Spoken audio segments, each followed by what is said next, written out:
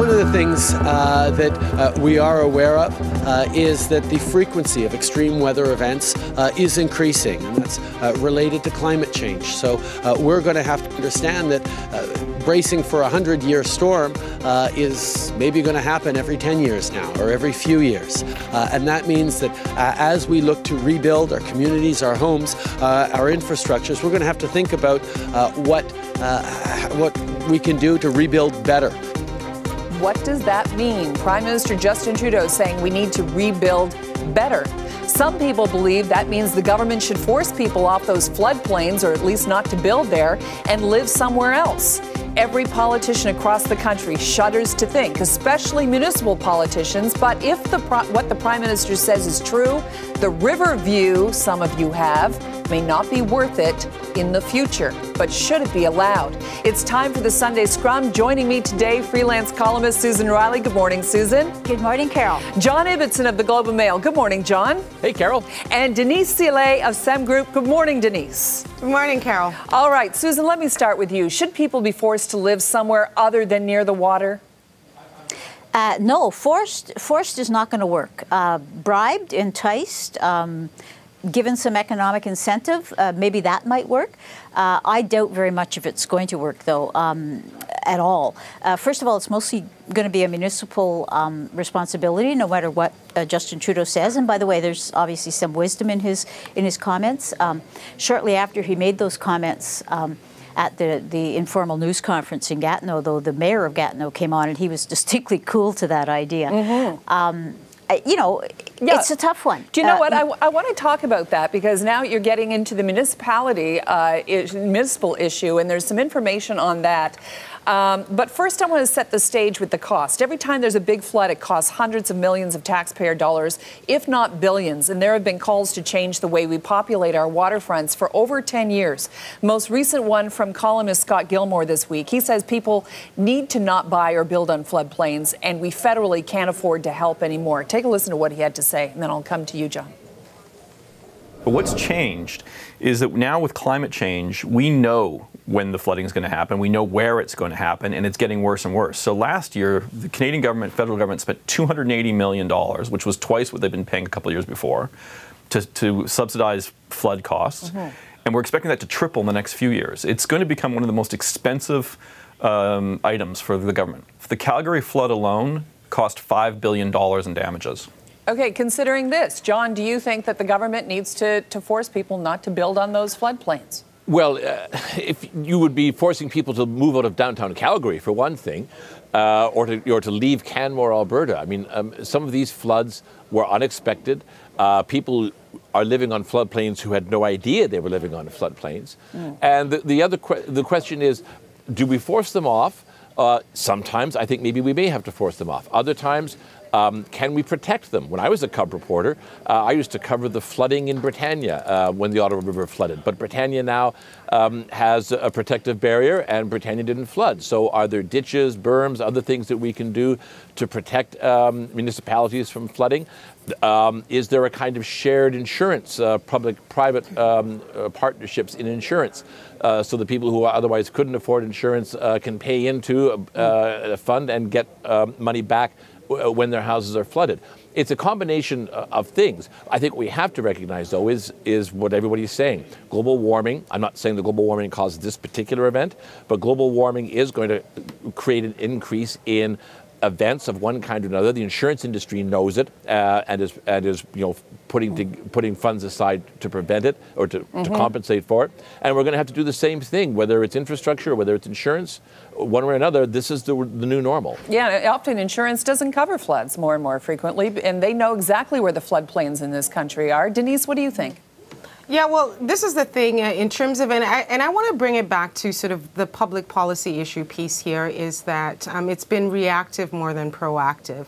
And, you know, what do we say to those Canadians who are already have built their homes? And if we look at your hierarchy of needs, right, it's shelter is one of the first ones. So what do we say to them? That number one, your property value is going to go down because now we designate, right, these zones as flood zones, and then your insurance is also going to go up, and so there's a need in terms of the public policy reaction to not only grandfather, so that we say to folks, if we've got to redraw our zones, and the municipalities, of course, will play a role in this, and in fact be on the front lines, that it's grandfathered, so Canadians who already have property in those zones are protected, which I think is very important. Now, what about the investments that the federal government, in conjunction with the provinces and the municipalities, are making to support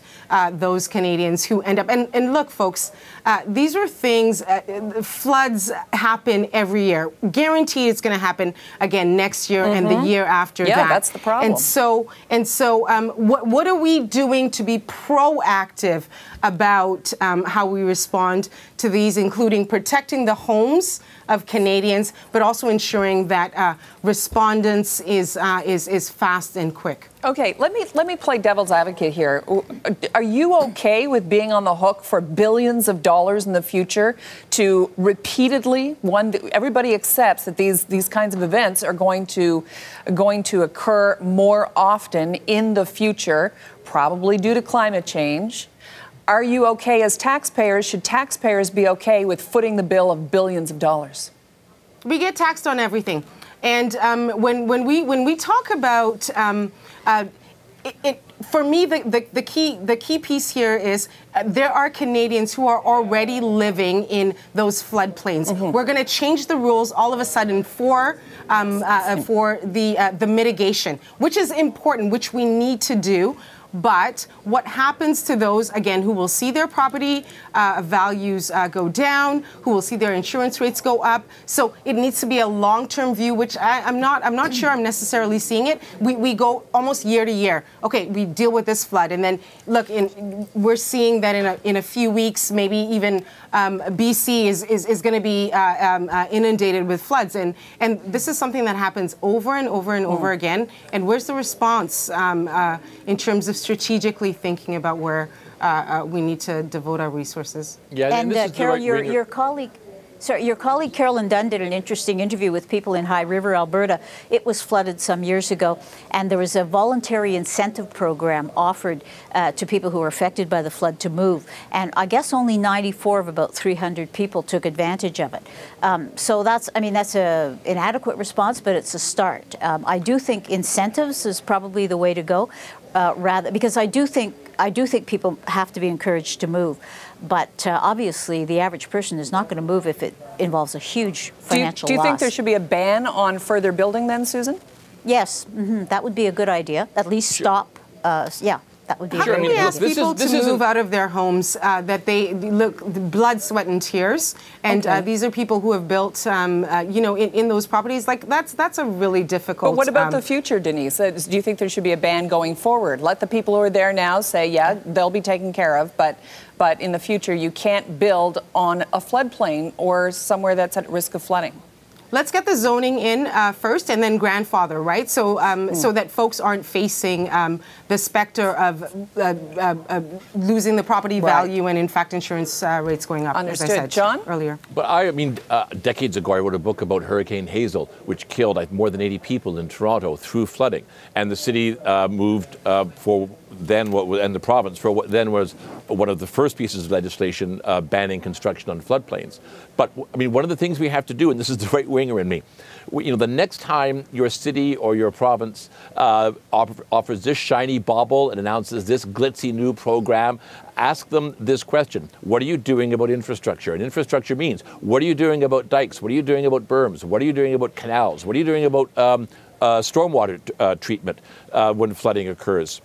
These are the nuts and bolts, and too often we spend and advocate for fancy new programs for this and that, and we neglect the core issues of what government is about. And in this case, the flood has reminded us one of those core issues is protecting people from flooding through infrastructure and, where necessary, moving them off the land. Well, okay, so the federal government picks up a lot of the bill here, province too, but it seems to be that there's opposition to this idea at the municipal level. And according to a document acquired by the Canadian Press earlier this week, municipal officials were told last year about new tools that they could have to help them map the risk of flooding in their communities. And according to the Canadian Press article, they raised red flags suggesting they wanted no part of it over concerns about legal liability or political backlash. And again, I'll add this, according to the Canadian Press, at a session on communities at the Federation of Canadian Municipalities conference last June, 8 months ago, some delegates appeared to want nothing to do with the mapping tool. This is according to the Canadian Press. So what's your reaction to that?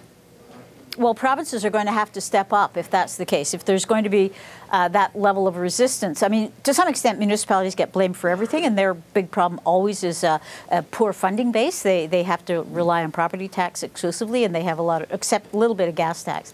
They have a little bit of trouble. They have a lot of trouble with that.